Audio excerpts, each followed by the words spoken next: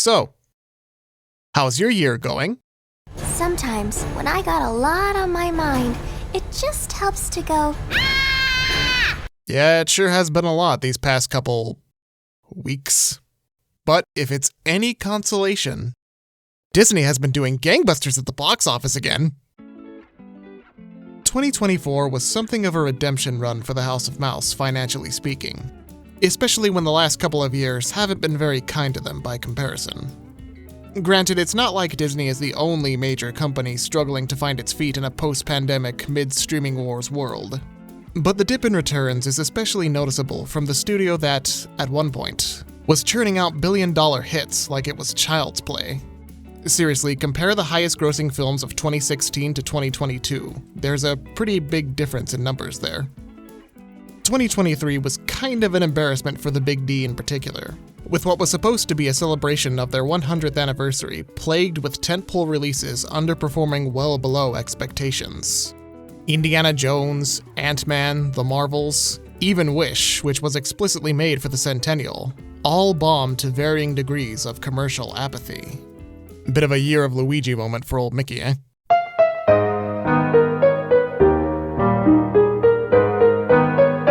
Now, I'll be the first to say that box office gross doesn't equal quality. Except for Ant-Man 3, that movie f***ing sucked. I am not a dick! And it would be incredibly disingenuous to say that Disney has had no hits, commercial or critical, after the pandemic.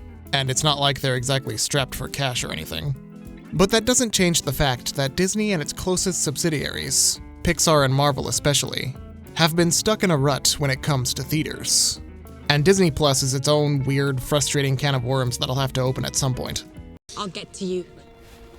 All of this said made 2024 a very interesting year to watch unfold in terms of Disney's pocketbook, as they seem to be betting more and more on the anticipation of upcoming sequels to anchor their storm-battered ship. And to say that it paid off in dividends would be kind of underselling it, especially when it came to... It was probably no surprise that something like Deadpool and Wolverine would draw on a healthy crowd and meta lampshade their way to the bank and back. But Inside Out 2 doing as well as it did was more than a bit of a surprise for yours truly. And don't get me wrong, I didn't expect it to bomb or anything. It was the sequel to what many consider a modern Pixar classic, and one of the best movies they've made in the past decade. But for it to not only succeed the original's box office and become the highest-grossing movie of the year, the highest-grossing animated movie of all time? Huh? Wait, what was that? New Jaw 2? It made what? Hold on. Oh. Damn. Man, these videos take me way too long to make. Still, even for the second highest grossing animated movie. All right, we'll call it a draw. 1.7 billion worldwide is pretty dang impressive. Especially when the movie itself is...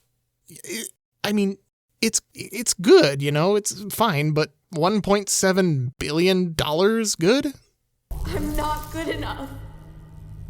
What? No matter what you think of its quality, the sheer amount of its financial success can't be overstated. And part of me was pleased that Pixar finally got an uncontested win under their belt, after so many years of their movies being jerked around on Disney Plus. Yeah, I haven't forgotten about you yet, buddy. I'll get to you. Not to mention dethroning the crappy Lion King remake that Disney tried so hard to pretend isn't animated.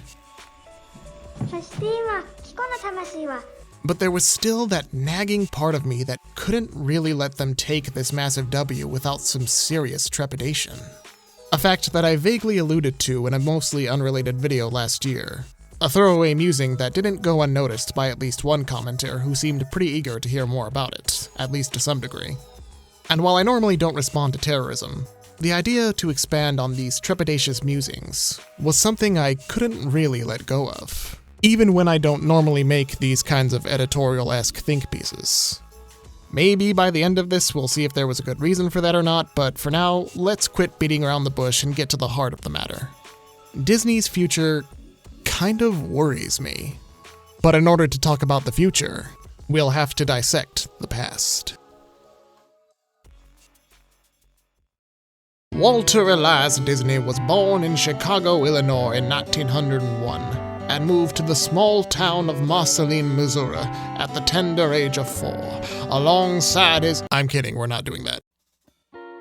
A little more recently, Disney the company was on something of a success streak following a very tumultuous couple of years in the early to late 2000s.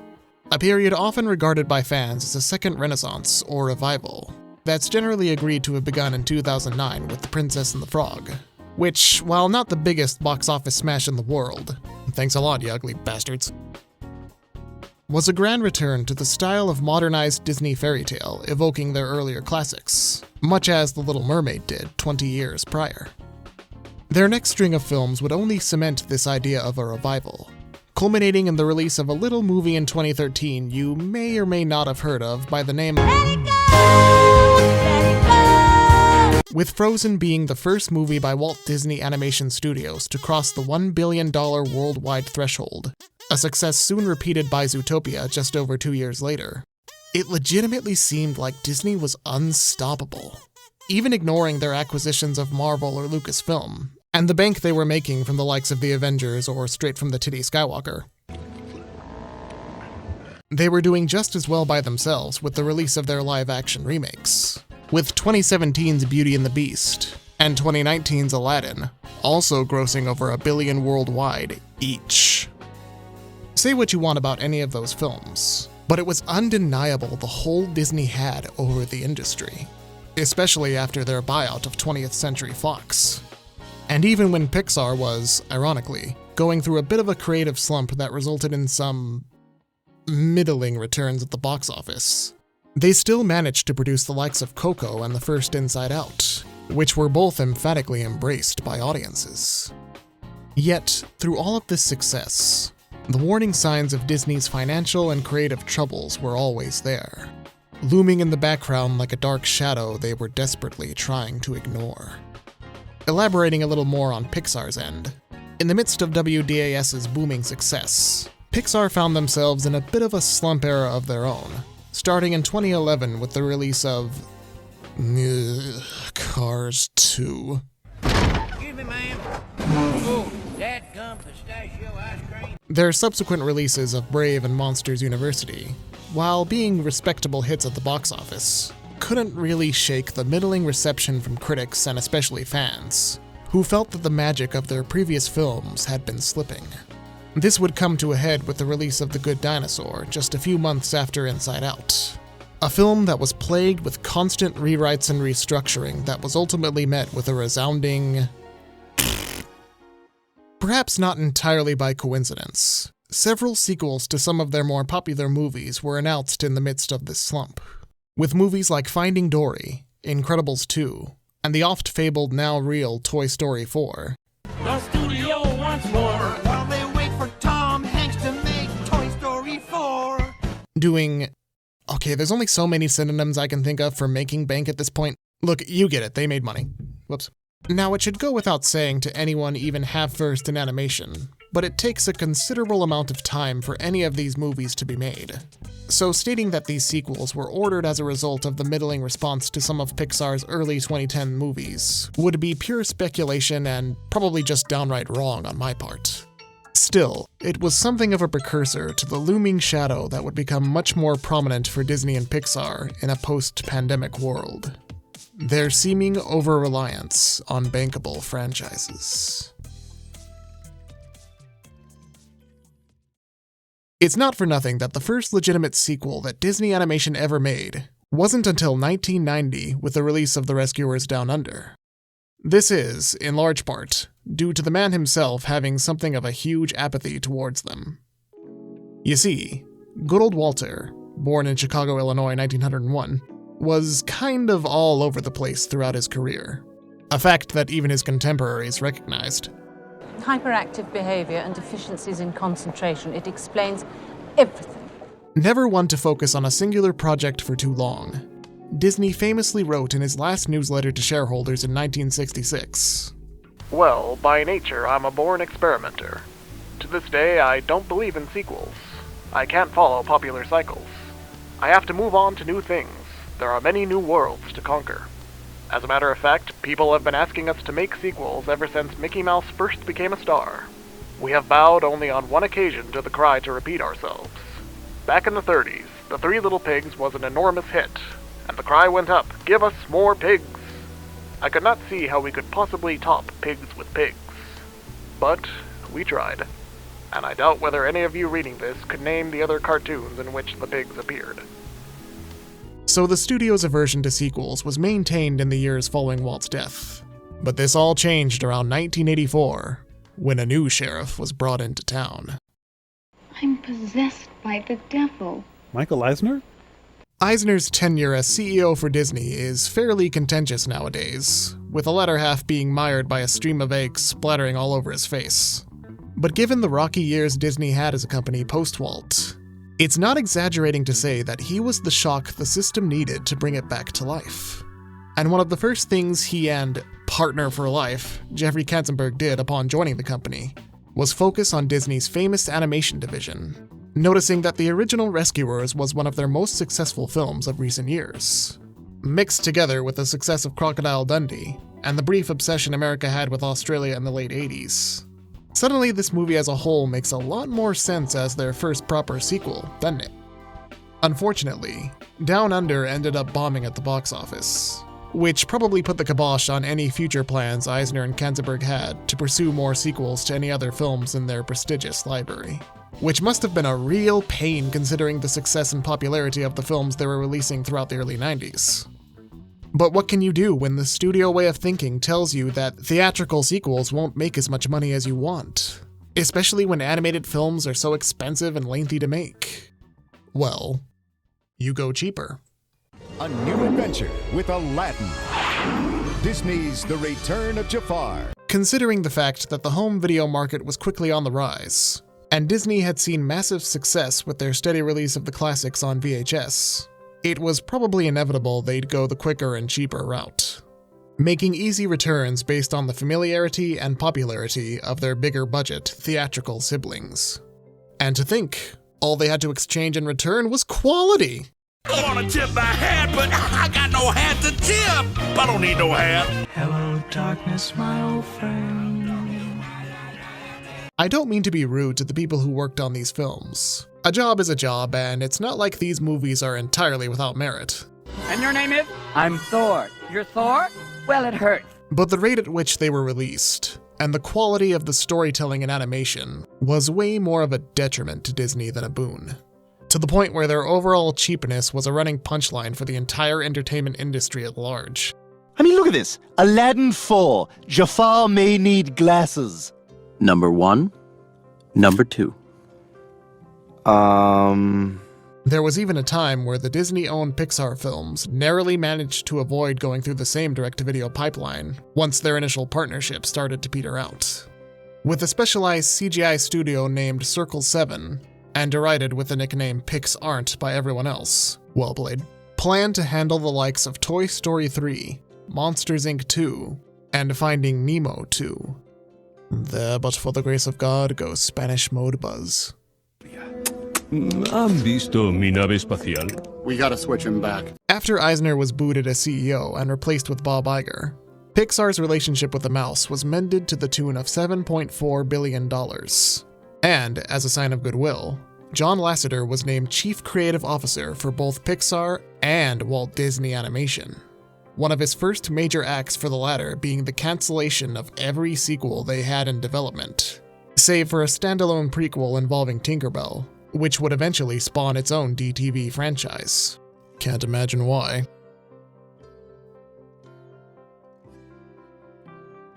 I should note that while the death of the DTV Disney sequel was largely seen as a positive, there's a pretty stark difference in reasoning that Lasseter gave compared to Walt, stating that the sequels produced by Disney Toon undercut the perceived value of the full-blown animated features that Walt Disney Animation Studios was producing.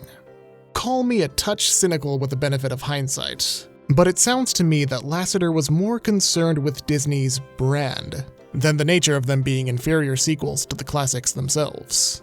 Perhaps an uncharitable reading on my part, but, I mean, he did direct Cars 2. Agent, you mean like insurance agent? Like Like a good neighbor, Mater is there. And therein lies the eternal rub when it comes to Disney. The single most frustrating thing any fan has to hear about when discussing the many projects that were either severely meddled with or cancelled before their time. The brand. My brand. More than any other media company, Disney is beholden to the image they've presented of themselves in the eyes of the general public. Family-friendly, often non-controversial, all ages approachable entertainment. This isn't entirely a bad thing, of course. Walt himself strived to make movies for the kid in all of us, and his major desire for projects like Disneyland was to create products where children and parents could have fun together. To carry on that legacy nearly 60 years after his death is probably the best standard any company could strive for. However, this is where the art of Disney and the business practices of Disney often clash the most. The post-Walt years of the 60s and 70s saw a constant divide between the old and new blood at Disney, with one side wanting to try bold and fresher ideas, and the other constantly asking, what would Walt do? Hell, this schism is part of the reason why the animation renaissance came about in the first place, with many dissatisfied animators jumping ship either to other studios or to create their own. Such as with one scrappy little animator by the name of Don Bluth, who broke free from the mouse's shackles when his idea to adapt the book Mrs. Frisbee and the Rats of Nim was shot down by upper management because they had already made a mouse movie, and they already had a mouse main character. Yeah, well, I'm gonna go build my own theme park with blackjack and hookers. In fact, forget the park. Eisner's previously mentioned arrival in 1984 was also when the shift between Disney the art house and Disney the company was cemented. There's the oft-repeated quote from a letter to shareholders at Paramount in the seminal Disney YouTube video essayist playbook, Disney War, wherein he mentions how we, the studios, have no obligation to make art, emphasizing instead the importance of entertainment, and how art, history, or a statement can often be made from it. But there's another quote that struck me while I listened to the audiobook for inspiration in articulating my thoughts for this video. When first making his case to the Disney shareholders as their potential next CEO, Eisner said, "Companies like Disney are always founded by creative entrepreneurs, but eventually the founder dies or gets pushed out or moves on to something else. Inevitably, the business people take over, the managers, and they focus on preserving the vision that made the company great in the first place. They don't have any creative ideas themselves, and they end up surrounding themselves instead with analysts and accountants to try to control the creative people and cut costs. In the process, they discourage change and new initiatives and reinvention. In time, the company begins to ossify and atrophy and die. It's important to have financial parameters and never to bet the house. But in a creative business, you also have to be willing to take chances and even to fail sometimes, because otherwise nothing innovative is ever going to happen. If you're only comfortable running a business by the numbers, I can understand that, but then you shouldn't get involved with a creatively driven company like Disney." An ironic quote coming from Eisner, but nonetheless prescient to where we find ourselves today, where the trappings of the Disney sequel may certainly be dressed up from the cheaper DTV stylings of yesteryear, but the feeling of creative stagnation still looms large in their wake, and not just in the sequels at that. I'm not sure what the general consensus is, but if I had to put an end to the revival period of Disney, I would put my money on Moana in 2016. A modest hit at the box office compared to Zootopia's billion-dollar gross, and by modest I of course mean close to $700 million, it was still incredibly well regarded by critics and audiences. And while you can make and point out several valid arguments as to Disney's handling of Polynesian culture, it was still more or less a universally agreeable movie. Good stuff. Following Moana, however, we would see the release of 2 sequels to 2 of Disney's most recent successes, aptly named Frozen 2 and Ralph Breaks the Internet. Okay, maybe not so apt for that one. I remember back in 2018, the build-up to Ralph 2 The Ralphening was something of a cautiously curious one for many Disney fans. On the one hand, the recent string of critically and commercially successful films in the revival era meant that the common mistakes of unnecessary sequels may be avoided, and we might see something more akin to a Toy Story 2 than a Hunchback 2. Ma petite chef d'amour. What are you doing there? Nothing. On the other hand, with the recent stink of movies like the Emoji Movie, and the rising trend of brand movies, wherein the major concept seemed to be the studios showcasing how much shit they owned or could negotiate deals with, something that would only get worse as the streaming wars really kicked off. Can't a lady check her Twitter? Great joke! No way that'll age poorly! It was feared that Ralph 2 The Heretic would be nothing more than a soulless cash grab of dated internet jokes, requiescat in pace, and a masturbatory flex from Disney in the guise of self-aware humor. Then I have to assume you made a deal with an underwater sea witch where she took your voice in exchange for a pair of human legs? No! Good lord, who would do that? Great joke! Ultimately, the end result was a movie that was both critically and commercially successful. I even remember having a mostly positive opinion of it upon leaving the theater that Thanksgiving Day. But the more it sat with me, and the longer removed I was from it, the more I began to realize... Wait, that was pretty bad, actually. Just a worthless bum alone on a pile of bricks. Being completely honest, I haven't actually gone back to watch the movie in full since I first saw it in theaters. And maybe it's just the general negativity it's amassed over the years that colors my perception nowadays. But when I do look back on its plot and some key scenes that stay fresh in my mind, it kind of makes me wonder if even the first Wreck-It Ralph was any good either. And I think the main reason the turnaround of my opinion took so long was because, on the surface, it's a perfectly fine looking movie. Good animation, good voice acting, funny jokes. Ach, lang me your lumrick and me a moose nail lee your gun away a teardrop in his eye. Hey, she back wee lassie! But underneath all that is a movie that kinda makes you wonder what the point even was. When it feels like the overall message contradicts what the first movie was saying. And wait a minute, was the message of the first movie kind of bad to begin with? Sure, your lot in life kind of sucks, but if you don't do it, then society will crumble, so you might as well suck it up and do it? Oh wait, never mind. You can totally do what you want to do, even if it presents potential problems for the society you're leaving? Hey, look kids, it's the ukulele lady! Ding internet! Yeah, I know she was somehow popular before the ukulele thing, but I had no idea who the hell this was when this movie came out, and I still don't, nor do I really care. All aboard! Frozen 2, while an almost guaranteed money winner, was much more contentious out the gate.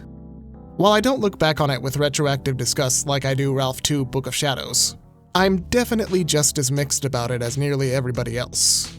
The animation shows how much the studio had improved in just 6 years, and the songs are, mostly, still as fun and catchy as the first film. And there's arguably no fixer-upper equivalent to boot. That's nice.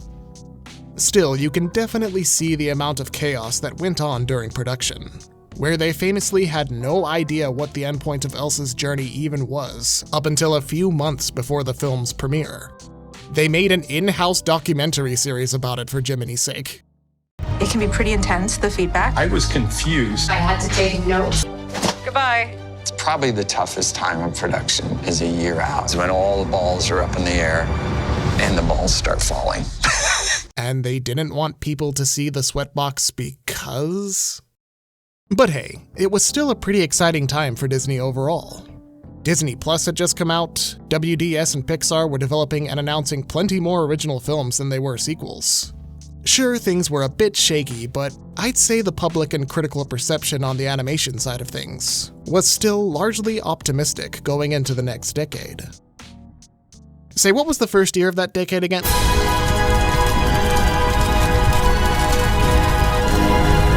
With the COVID-19 pandemic in full swing and stay-at-home orders swiftly placed into effect by the end of March, movie studios and pretty much every other industry were thrown into a chaotic scramble to adapt.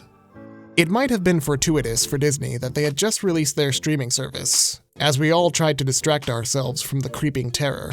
Though this also obviously meant that not only did their early year releases like Pixar's Onward suffer worse than they might have otherwise, but that future releases like Pixar's second 2020 offering Soul would wind up exclusively on streaming. To mitigate the costs, Disney tried to set up a premium service for some of their hot new releases, where folks could pay a measly $30 sum to watch coveted movies like the Mulan remake, the Cruella movie, or Black Widow. Boy, did that blow up in their face. Almost as bad as the explosions in that movie. This service also included Disney Animation's next offering, Raya and the Last Dragon, in March 2021, which promised a sweeping action-adventure story set in an Asian-inspired world about a divided people whose only hope was a dragon with the power of all her brethren's elements. But when the world needed her most, she vanished, until she was found years later. And although her dragon skills are great, she has a lot to learn before she can save anybody. But Raya believes Sisu can save the world. But don't you dare compare this to Avatar: The Last Airbender unless your honest trailers are anyone else before Lindsay Ellis did it. While the general premise of Raya is something that sounds right up my alley, there were little things about the trailer that kind of put me off to it. Mainly the dialogue, which was a little too... Have you ever done like a group project, but there's like that one kid who didn't pitch in as much, but still ended up with the same grade? Modern, for my liking. And also the last-minute reveal of the Con Baby character, which... Really? A con baby? Well, that just happened. But hey, trailers kind of have a habit of showing the quippiest parts of a movie to try and generate some quick laughs and talking points that'll spark interest in the movie itself. That doesn't necessarily mean it'll have some of the cringiest dialogue I've ever heard in a Disney movie, right? Insert a predictable payoff joke here. Anyone hoping to steal the Dragon Gem now has to face the fury of the two baddest blades in all the land. Oh, wait till you see my backstroke. I'm a wicked when I hit that liquid. Blades all day. Right? Do you mean Captain Poppin'Lock over there? Stealing Dragon Gem pieces, are we? Why? What can I say? Bling is my thing. I got water skills that kill. I slaughter when I hit the water. Your fear, it's like delectable nectar feeding the tum-tum of my soul. Did you just hit me with the shrimp tail? How spicy would you like it? Hot water or boom goes the dynamite? Bring on the heat! Yeah, no, we both have single parents who are terrible at telling jokes. We're both warrior women who despise uncomfortable formal wear. And we're both Sisu superfans. Superflow clan. Am I right? Note to self, don't die. Alright, you get the point. That's giving me bad feels. I probably don't have to recap nearly every other release Disney Animation had in the next 2 years to get my argument across. Something was seriously off about these movies, to the point where I'm pretty glad I don't have to go over Strange World because I couldn't tell you half of what happened in that movie with a gun to my head. Muppet-looking dog, random caravan palace dance break, Grey Tatooine, gay main character whose gayness wasn't even a big deal in the narrative and was actually pretty decent rep but still probably caused Disney to completely bury the movie's marketing because they're f***ing cowards, and Blob Thing. Oh, no. To be fair, it's not like I think Raya or Strange World are bad per se. It just doesn't feel like they were completely finished, if that makes sense. Decent ideas, but not a very great execution. The fact that Raya had about 6 different writers, and Strange World's initial leadership was replaced during production, kind of adds some weight to that feeling. But this time gap is also when they released their 60th feature film, Encanto, which also suffered from a tepid pandemic turnout, but made a huge splash when it released on Disney Plus just a few weeks later on Christmas. And while it can be argued that the plot has as many structural weaknesses as their other recent offerings, and that the main character fits the quirky, awkward, clumsy mold that nearly every protagonist has had since Tangled, the reception to this movie was and is much kinder even years later. Something that Disney has slowly taken notice of, with the promise of more Encanto-themed stuff in their parks, and perpetual whispers of a sequel series or movie. It was also during this time gap that Pixar saw some of the highest highs they've had in years, with movies like Soul in 2020, Luca in 2021, and Turning Red in 2022, being praised for each having a vastly different feel and animation style from any of their other movies. I'm almost tempted to call this little period Pixar's experimental phase, as while they don't go as far out as something like Into the Spider-Verse for Sony, they're still largely unlike anything they had done in terms of animation up until that point. Something about the 2010s Disney Pixar style in particular also felt a little samey for me, and I'm sure plenty others who kept up with every release. It feels like once Disney set a style for human characters in Tangled, they largely have stuck with that style for every film they've made since, with minimal differences beyond a few side characters in something like Ralph or Zootopia for obvious reasons. Pixar 2 started to feel a little samey in the human design, with even Inside Out, which had some really crazy and vibrant animation for the emotion and figments in Riley's head, having regular humans who felt almost copy-pasted from Toy Story 3, and then again in Finding Dory or even Coco. And to be fair, Pixar managed to get away from this by featuring more varied characters in their films than Disney was at the time. And Incredibles 2 is entirely stylized like the first movie was. But still, it felt like CG animation was starting to get a little sterile. Not just for the mouse and the lamplight, I guess, but for every major animation studio in the game. This makes the Pixar Disney Plus trilogy stand out even more in my opinion. The almost UPA feel of the Soul World, the Italian Miyazakian beauty of Porto Rosso, the early aughts anime cringe of May and her friends. Don't f*** with me! I have the power of God and anime on my side! Wait, These were styles and stories that it didn't feel like Pixar was allowed to do for the longest time, with Luca especially being cited as having production troubles while John Lasseter was still in charge, and pushing for things like a more traditional large-scale climax. Hell, I can't even imagine a world where Turning Red would be greenlit under Lasseter's watch, and we would be all the worse for it. It hurts so much then that Soul and Luca had to be relegated to Disney Plus for practical pandemic safety reasons. And even worse in Turning Red's case when movie theaters were reopened and pretty much fully operational again. Especially because it was supposed to come out on my birthday, goddammit! I mean, yeah, I got Matt Reeves' Batman still, but come on, red pandas are my favorite animal! Forget the applicability of teenage girl pubescence, this movie was made for me! No! This is not how this was supposed to go! And at a certain point, one kind of has to guess that Disney was less than confident in something like Turning Red's financial success, because of how out there the premise was in comparison to Pixar's usual flair, hedging their theatrical bets on the seemingly safer option of the Lightyear spinoff later that summer. And yeah, it bombed. There's probably a lesson to be learned from all this. And it's probably not the one Disney somehow managed to take away from it, but we'll get to that later. There is also the argument to be made that releasing these films exclusively on Disney Plus kind of cheapened them as a result. Not to knock movies that are explicitly made for streaming, the line between them and traditional studio movies is starting to get pretty dang thin. But here's the thing about Disney Plus or Netflix or any other streaming service.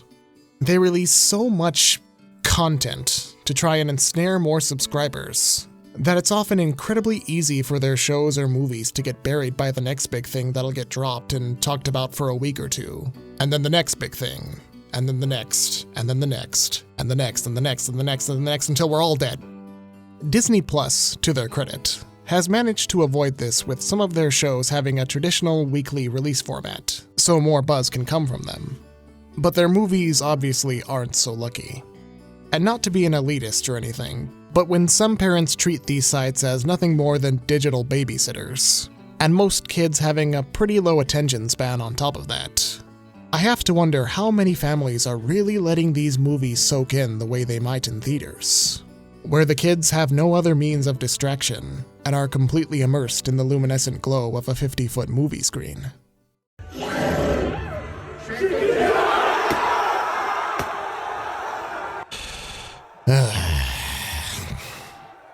It might not be much of a stretch to assume that Lightyear's failure, apart from being colorless and boring as sin, was due in part to the way the last 3 movies from Pixar were Disney Plus exclusives. Hell, if any of their movies are just gonna wind up on streaming in a month or so, what's even the point of paying an exorbitant amount of money to go to a theater?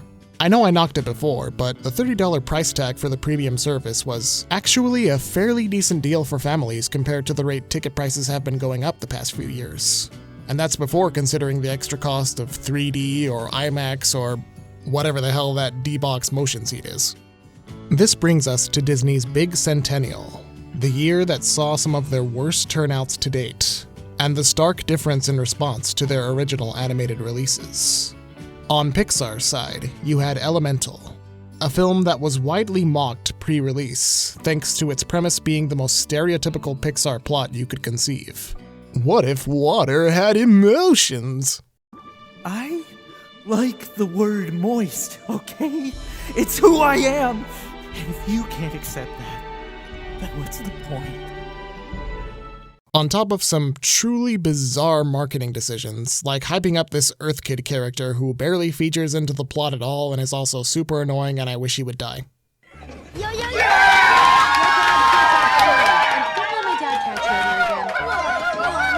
Cringe. There's no other word for it. This makes me cringe. It's embarrassing. This all led to a pretty dismal opening for the film, and many writing it off as a bomb before the opening weekend was even done.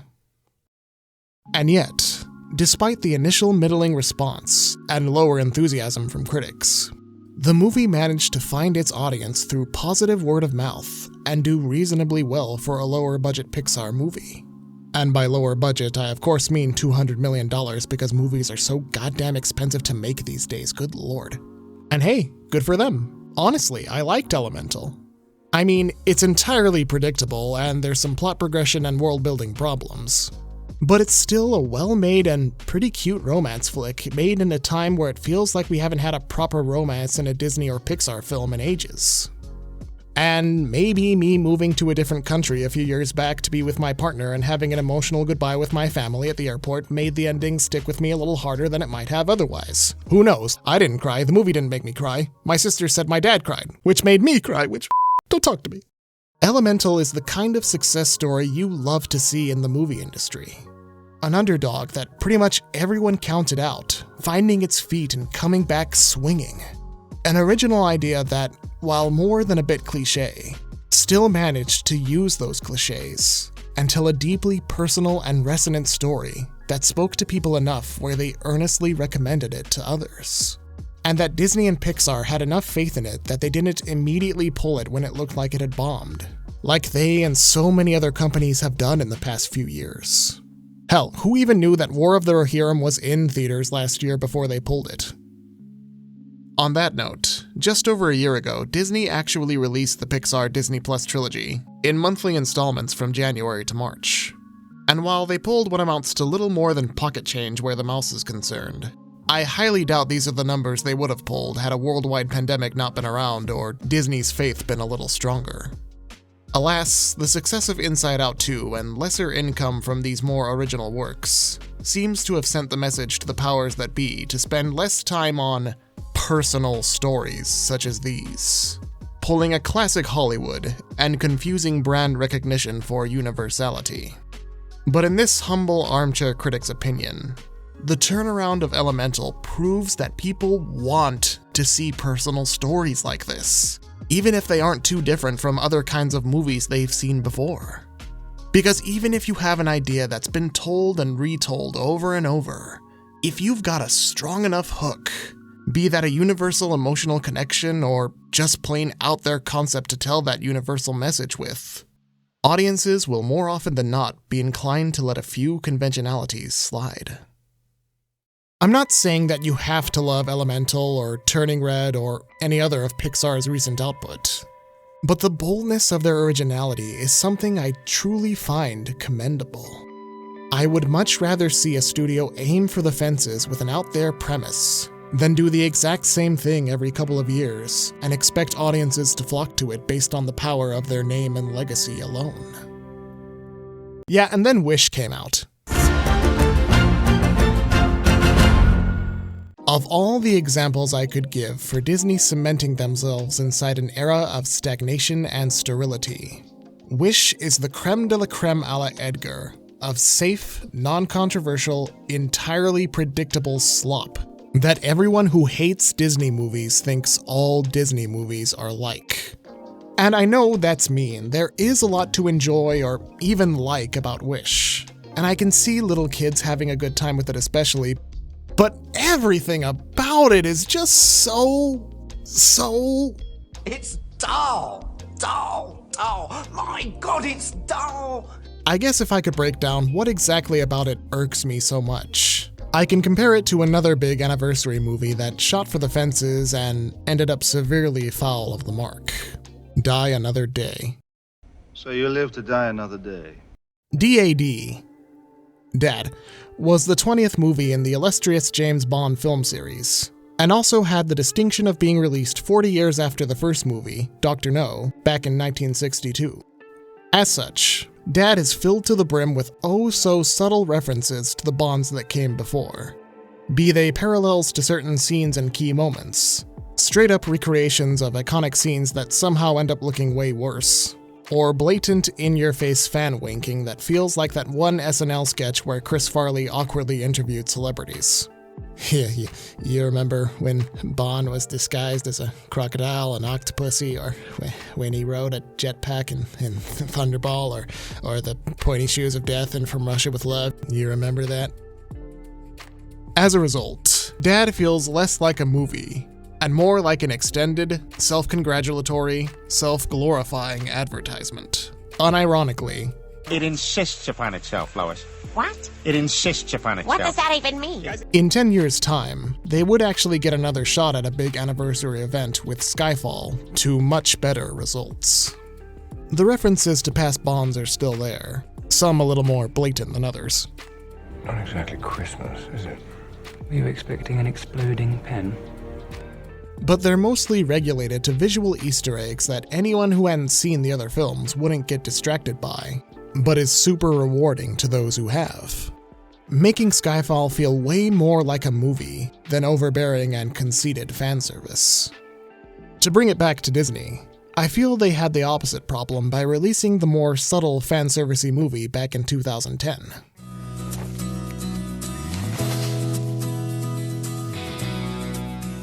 Tangled was the 50th animated movie Walt Disney Animation Studios produced, and as such is filled to the brim with oh-so-subtle references to the Disneys that came before. Only in this case, the references really are way more subtle than you'd think. Most of it comes from subtle background design choices, like the newel posts in Rapunzel's tower being based off past Disney princesses, or how Pinocchio makes a blink-and-you'll-miss-it cameo in The Snuggly Duckling. Little visual nods like that don't distract from the actual story they're trying to tell. Fun stuff. Wish had the exact opposite approach pretty much from the get-go. Heavily advertised as a classic Disney fairy tale, where the nods to past Disneys weren't just visual, they were downright invasive. Yes! Hey, you see these 17 characters who overstuff the movie and half of them don't even contribute much to the plot? 7 dwarves. Asha's hood. You see Asha's hood? Fairy godmother. King Magnifico's weird mirror obsession that only really gets established in the first line of its dumbass villain song. He's the magic mirror. He's the magic mirror. You see it? You see it? Look at all these funny references. Gaze upon our past. Look upon our glory.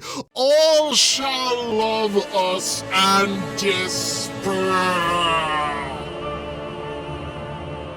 Yeah, you remember how Little John was a bear in Robin Hood, or that Zootopia that exists? You remember that? It would be one thing if the plot or characters were good enough to forgive all the self-referential nonsense. But Wish feels like a first draft that was rushed into production to hit a very specific deadline. Which isn't even true because a lot of their first draft ideas were way better than what we ended up with. A humanized genie, Peter Pan, Tumblr sexy boy star that might have even featured as a love interest for the main character? That's neat. The king and queen being in the mold of traditional Disney villains like Jafar and the evil queen and also being really horny for each other? Yes, please. King Magnifico going all one-winged angel after going nuts and eating all the wishes? Why would you even cut that? That's classic Disney shit. The characters themselves feel less like characters and more like ideas. Asha especially following in that awkward, clumsy Disney teen protagonist mold that makes her feel more like a carbon copy of Rapunzel or Anna than a character in her own right. Basically, while I was watching the movie, I couldn't help but feel like it was slowly running off a checklist of all the things upper management wanted them to hit, rather than a natural story progression. You have to have an awkward but well-meaning protagonist. You have to have a villain even if his motivation is muddled and not really fleshed out. And you have to have a crowd number with talking animals that is also the worst f***ing song we've ever had in a Disney movie. When it comes to the universe, we're all shareholders. Get back for your sister!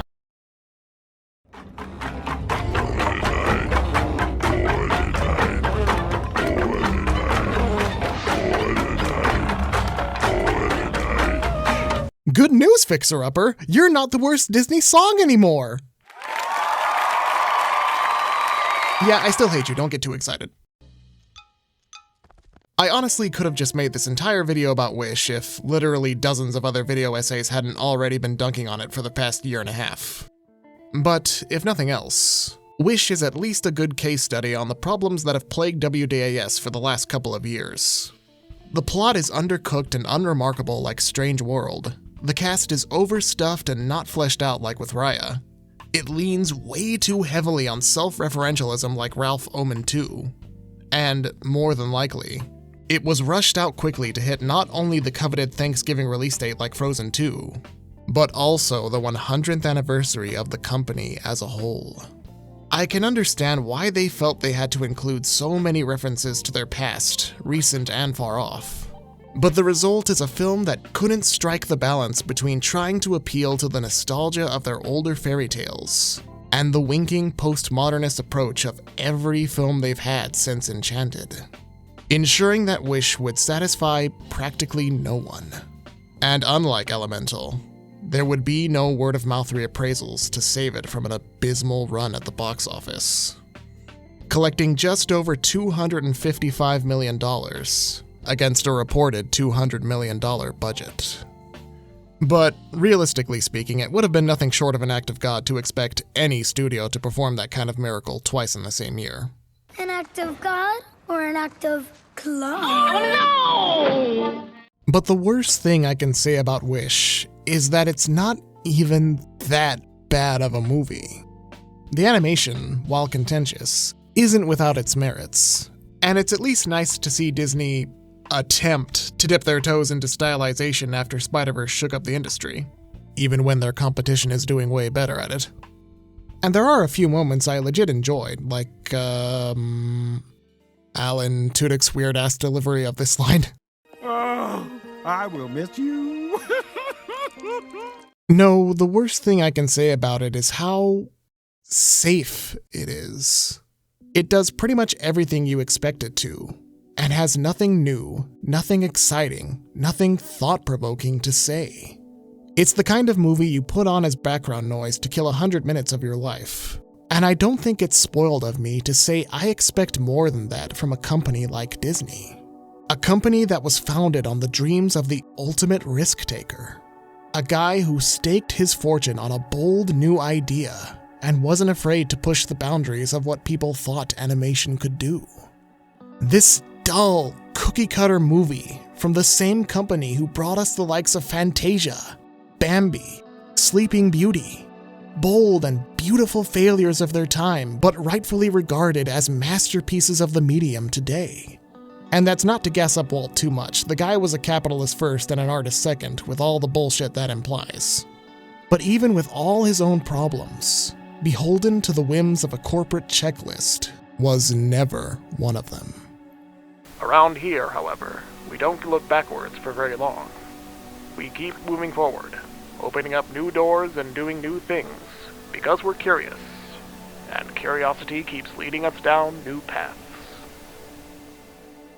And it's kind of hard to keep moving forward when Disney seems to be doing nothing but looking back. And so at last we come to 2024. The financial redemption run that Disney needed after a calamitous centennial celebration. And Inside Out 2, a well-made and energetic movie with even better animation than the first, and a good allegory for the trials and confusion of teenagehood, has utterly dominated the worldwide box office. Moana 2, a Disney Plus miniseries hastily rewritten to be a fully fledged theatrical sequel, has followed in its footsteps, crossing the billion-dollar threshold back in January. Third at the worldwide box office behind Deadpool and Wolverine. Animation has conquered the market and sent a sign to Hollywood that this medium is not to be underestimated, despite Tinseltown's infamously low opinion towards it. But the pessimistic question that keeps crossing my mind is, at what cost? That Inside Out 2, a competently made but overall safe sequel, is now the second highest grossing animated movie of all time. That Moana 2, a competently made but utterly soulless cash grab, is WDAS's biggest success in years. If these are the kinds of movies that Disney views as the safest, most bankable options, what is that going to mean for the future films they have in production? The next 20 or so sequels they have in the pipeline? The most recent D23 saw the announcement of other high-profile sequels, like Frozen 3, Incredibles 3, and Toy Story 5. And this year we'll see another sequel to a movie that came out nearly a decade ago, with Zootopia 2 releasing in November. And I know I've been bemoaning them this whole video, but I actually don't have an automatic aversion to sequels on principle. I actually wanted to see another Zootopia and a third Incredibles, because I think those types of stories lend themselves way better to continuations than something like Inside Out or Moana. But that doesn't change the impression that Disney is stuck in a creative rut and is relying more and more on safe, reliable, utterly predictable options to dig themselves out of it. Nowhere is that more apparent than their gradual pivot in business practices, where anything to do with hot topic issues, such as the fact that trans people exist, are largely being scrubbed from the record. With 2 shows, Moon Girl and Devil Dinosaur, and Pixar's Rashomon-inspired Win or Lose, axing trans-related characters and stories, for fear of sparking the ire of bigots, or worse, the condemnations of the returning president. CEO Bob Iger more than willing to bend the knee, alongside his fellow corporate stooges, to the slime of humanity. Hey, wait a minute. I think this film freak fellow is woke. Yeah, I'm a 30-year-old man ranting about capitalism and Disney movies. What was your first fucking clue, buddy? It also doesn't inspire confidence when the failures of movies like Lightyear or Strange World are laid at the feet of the minuscule LGBTQ+ rep they themselves deem to grace us with. Anonymous ex-Pixar employees even coming out, har har, and saying that Disney leadership pushed them to exclude any possible gay undertones in Inside Out 2, in the wake of the dreaded 2-millisecond lesbian Lightyear kiss. And I hate to break it to you guys, but... Are you okay? Val? Oh, hey, Riley. What's up? These girls are so cool! And older. I told the other girls you'd figure it out. You get what it takes to be the best. Val is our future. Yes, this Valentino Ortiz obsession is out of control. Number 22, Val passes to us and we miss it. Hey, you want to sit with us? Oh, she wants to sit with us. Okay, Miss Riley. Way to go, Michigan. I see you're in your zone. You're ready to score some goals. Yeah, I will. Negative. Didn't go in. It just impacted on the surface. Another ex-employee said of the Win or Lose fiasco, "It hardly surprised me, but it devastated me. For a long time, Disney's not been in the business of making great content. They've been in the business of making great profits. Even as far back as 2 years ago when I was at Pixar, we had a meeting with then CEO Bob Chapek, and they were clear with us that they see animation as a conservative medium." Now, it's worth mentioning in the interest of fairness that in the time it's taken me to make this video, Disney has shown some minor pushback on a few of you-know-who and company's BS policies, such as shareholders electing to keep participating in the Human Rights Campaign's Corporate Equality Index back in late March, around the time I thought this video would be done, as a matter of fact. However, this was also after Disney decided to downplay some of its DEI practices in the wake of the president's return. up to and including amending the wording of their already feeble content warnings on Disney+. On the other hand, they recently announced they'd be putting a hold on live-action remakes in the wake of Snow White's lackluster performance. Which, I have to say, kind of reminds me of Sony's recent decision to stop making Spider-Man-less Spider-Man movies, after realizing way too late that nobody frickin' wanted them. Well, it's happened. Took a little longer than I thought, but it's happened. But this news came with more than a few sour grapes, as producer Mark Platt's son, Jonah, took to blaming the movie's failure on Rachel Zegler specifically. Lord knows it couldn't have anything to do with how the movie itself looked like complete ass, and veered so hard into the uncanny valley in the insipid decision to make the dwarves entirely CGI that I feel sick to my stomach looking at them more than 5 seconds at a time. What did they just say? Why, thank you. You know what I'm allergic to. This story. Jesus, stop! It all serves to call back to the quote from Michael Eisner from just before he became CEO back in 1984. The business people, the managers, have taken over Disney. People driven by the bottom line and the safest bankable option, rather than taking the medium of animation in a bold, daring, new direction, where entire themes of the movie can possibly be downplayed and identities erased if it threatens their quarterly reports. Though their pocketbooks have never been fuller, the artistic drive that defines Disney has never felt so empty. To bring up another Disney War quote that stuck with me, there's a passage that describes Roy E. Disney's initial resignation from the company in 1977, deep in the middle of the Dark Ages post-Walt's death. Said Roy in a letter dated March 4th, "The creative atmosphere for which the company has so long been famous, and on which it prides itself, has, in my opinion, become stagnant. I do not believe it is a place where I, and perhaps others, can realize our creative capacities. Motion pictures and the fund of new ideas they are capable of generating have always been the fountainhead of the company. But present management continues to make and remake the same kind of motion pictures, with less and less critical box office success. The company is no longer sensitive to its creative heritage. Rather, it has substituted short-range benefits for long-range creative planning." And if that's how Roy felt when the company was at its lowest, what are we supposed to do when Disney has seemingly never been higher?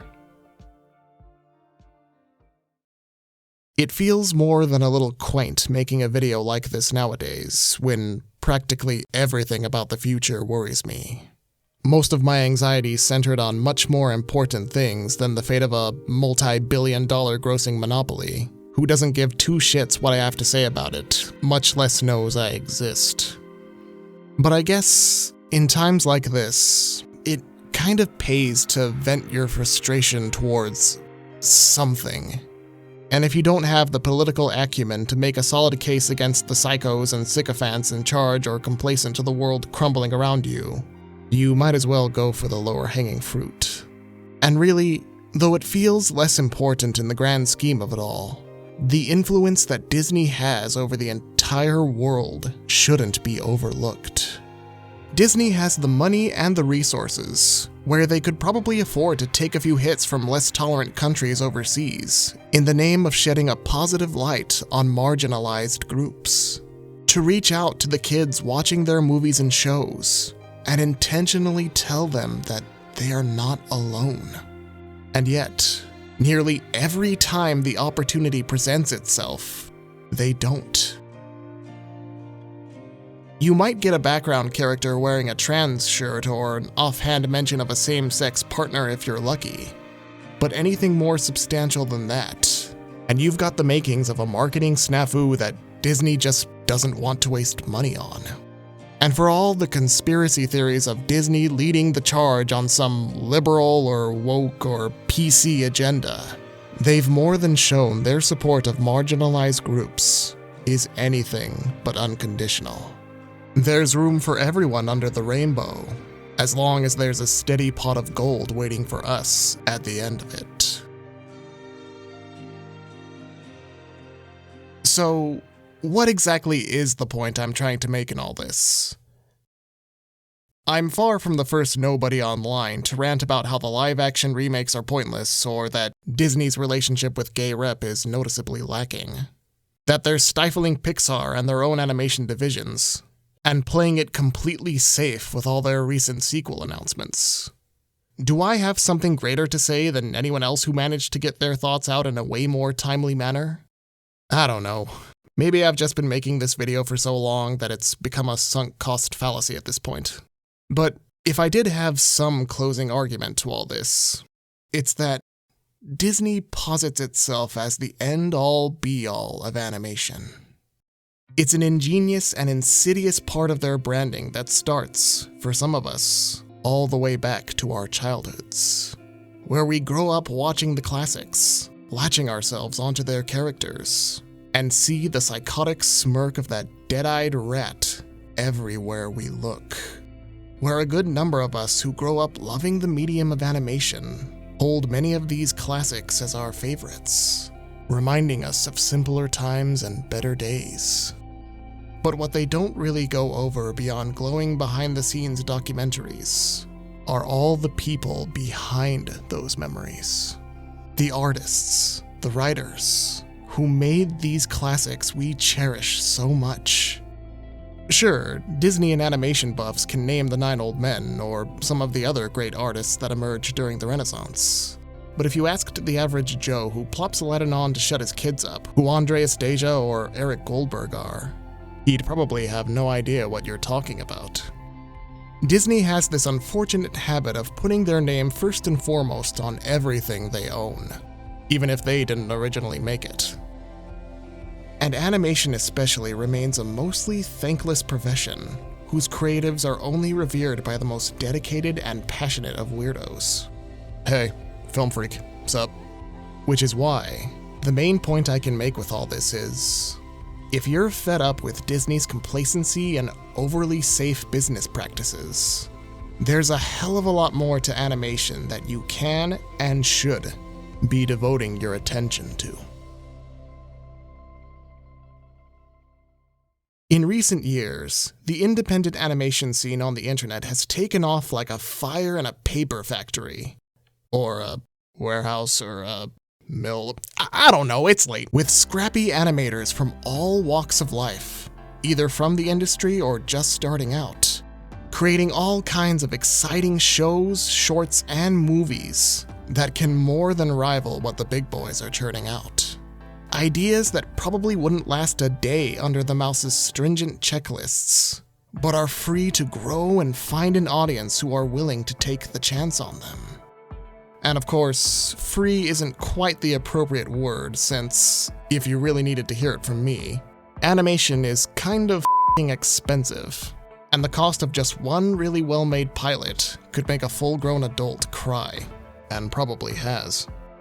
And that is where you come in. If you want an independent anything to succeed, then you've got to put your money where your mouth is. Toss a coin to a Kickstarter, if you have any. Buy some merch, if you can afford it. Spread the word on social media or to your friends in person. Assuming you have some. Simple, yet very effective ways to bolster a crew's work, if done effectively by a large and dedicated group. And we've seen plenty of shows and concepts earn that already, to the point where some are even getting distributed by major streaming outlets. I'm not saying you have to support every independent show out there, or exclusively go see indie animated movies from now on. But if all you're watching is Disney or Pixar or any other major studio's output, then it's no wonder if you feel the medium is stagnating.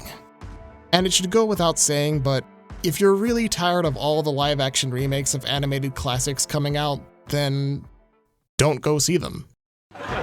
Sounds interesting. Sounds confusing. Novel concept, I know. But if there's one thing the Snow White debacle has proven, it's that studios will eventually stop doing things that are losing them money if you just don't give them the money to watch it. Well, let's say I don't want there to be a live-action How to Train Your Dragon. Should I watch it anyway? No. Now I'm really confused. There is so much life being breathed into the world right now from all sorts of creative individuals, and their voices deserve to be propped up, just as much as the next Pixar movie that Disney has inexplicably refused to market for whatever reason. That's the whole reason the Renaissance of the 90s happened in the first place, because some scrappy independents got tired of playing it safe and wanted to realize the full potential of what you could do with animation. If it weren't for these scrappy independents putting the fear of God into the mouse's wallet, we'd have never seen them push and innovate themselves with movies like The Little Mermaid and Beauty and the Beast. And if the rising trend of indie animation online is anything to go by, it looks like we're due for another revolution very soon. I'll go build my own lunar lander with blackjack and hookers. In fact, forget the lunar lander and the blackjack. Screw the whole thing. The future is intimidating and, frankly, terrifying to look towards. But I heard it said somewhere that there's a great big beautiful tomorrow shining at the end of every day. And even if one company's future is looking a little bleak, that doesn't mean the entire industry is doomed to the same fate. I hope, for their artists' sake, they can get their shit together ASAP. But if Disney doesn't want to be left behind while the rest of the industry takes bold and daring new directions, then they've got to throw out the checklist every so often and stray a little from the safest path. So I make this wish to have something more for us than this. Wow, that felt stilted. Did they really not do a second draft on any of those songs? Yeah!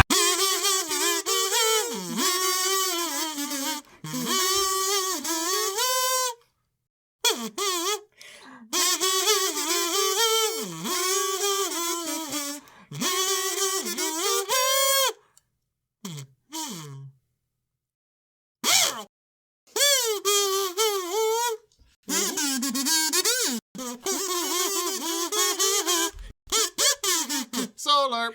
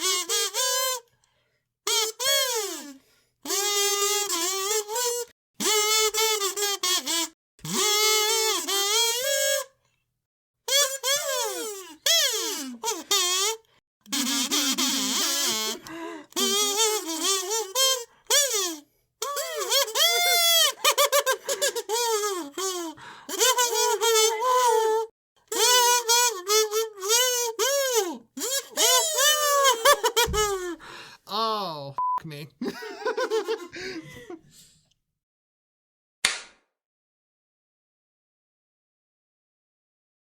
I'll let you live it for free, and I don't even charge you rent. Why did I agree to do this stupid song?